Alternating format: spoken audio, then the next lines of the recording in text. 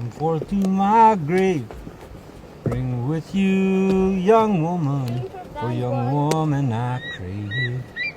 Young woman I crave. If you can't bring me woman, won't you bring me a drink? Good corn whiskey should do, I think. Should do, I think.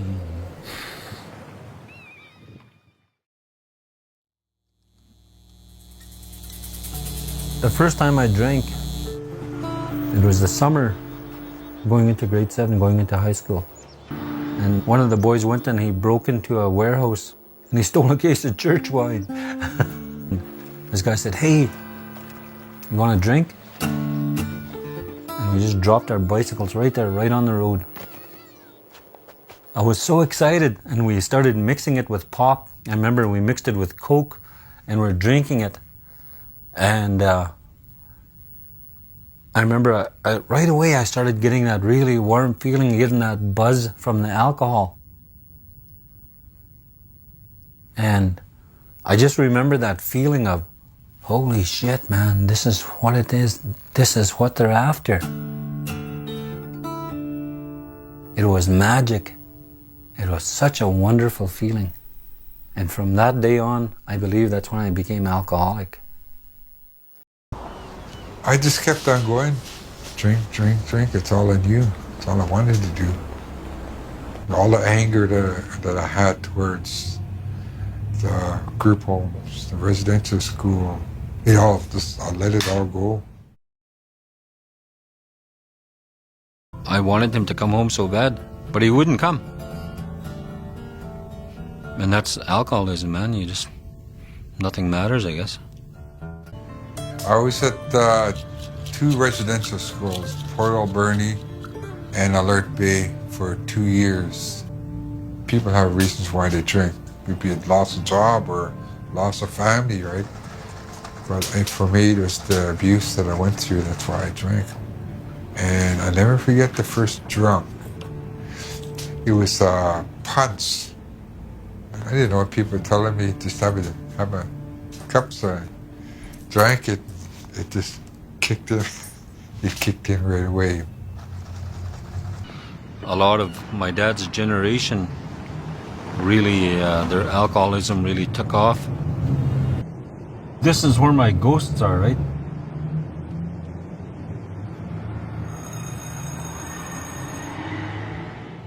If I didn't get help, I was gonna curse my children with my disease. I want to get people to start talking about our own denial, about our own alcoholism.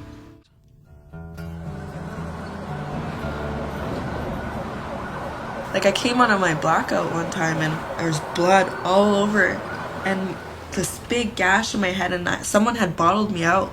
My ex was crying and I woke up and I was like, "Why are you crying?" And then I got to look in the mirror and I was like, "Oh." And all I did was just tie a rag around my head and just kept on drinking.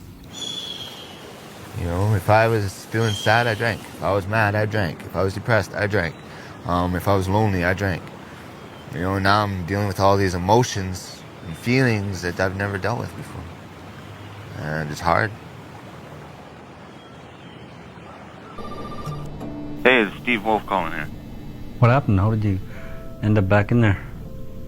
On the beginning of September there, I lost a really good friend of mine, and took it a little hard. I thought I could handle having one beer, but it ended up being a whole bunch more later, and went on the run.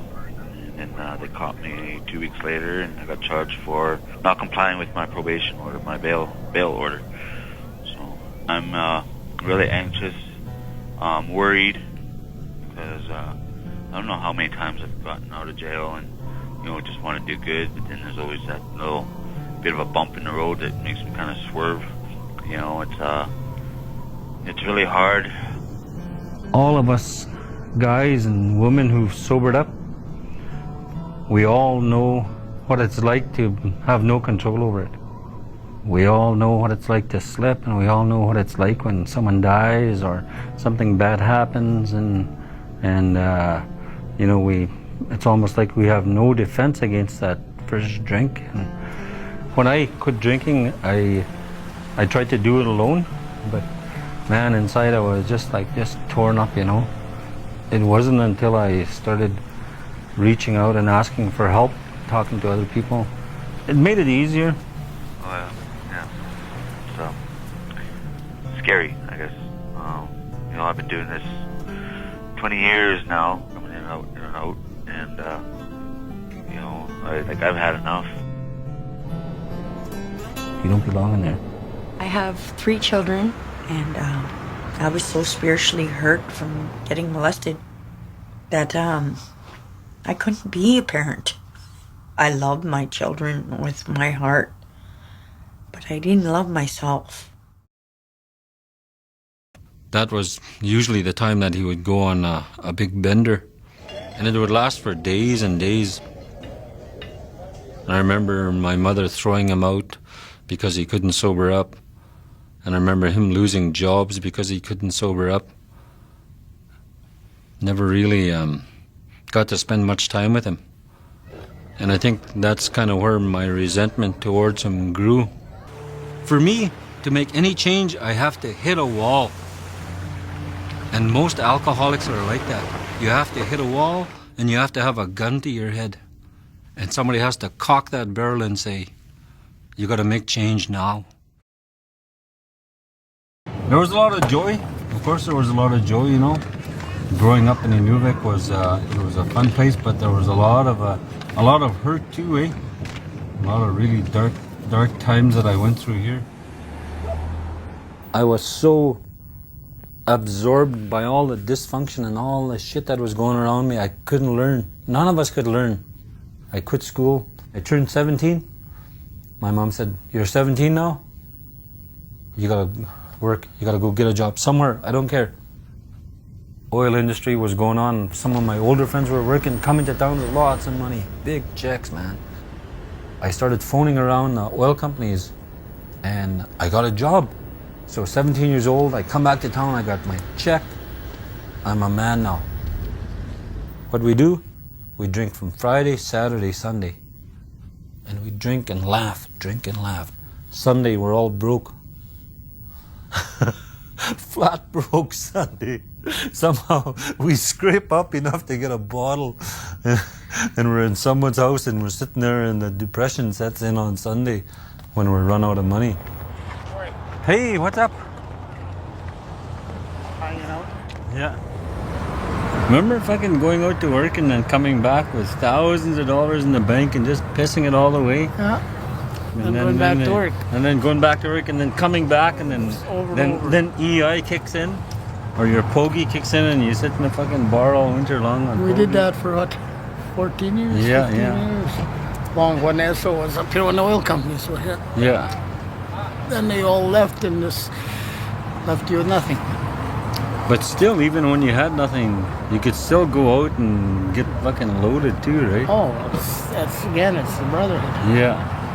Who's got the money pays, and Yeah. then when you got no money, then somebody else takes over, and it just circles. Yeah, for sure, man. People can get drunk day after day after day. Lots of them get out of it, but lots of them don't. Recovery is not only recovering about us, but recovering as a community. We don't feel we belong anywhere.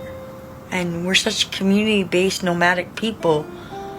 It breaks all our hearts, right? And that's a part that keeps us addicted too, is at least when we're using drugs and alcohol, we're in a bar room full of other Indians who are drugs and alcohol.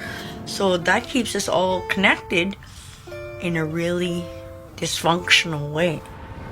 You have to ask yourself, am I done? Am I done hurting people? Am I done hurting myself? Am I done hurting the world? Yeah. Am I done blaming the world? Am I done? Yeah, there you go. Yeah. Am I done carrying this baggage that goes back 2 blocks? Yeah, yeah. Am I ready to let it down and let it go? Yeah. And it's like these cars that are driving by you. How many years I let drive by me on this corner?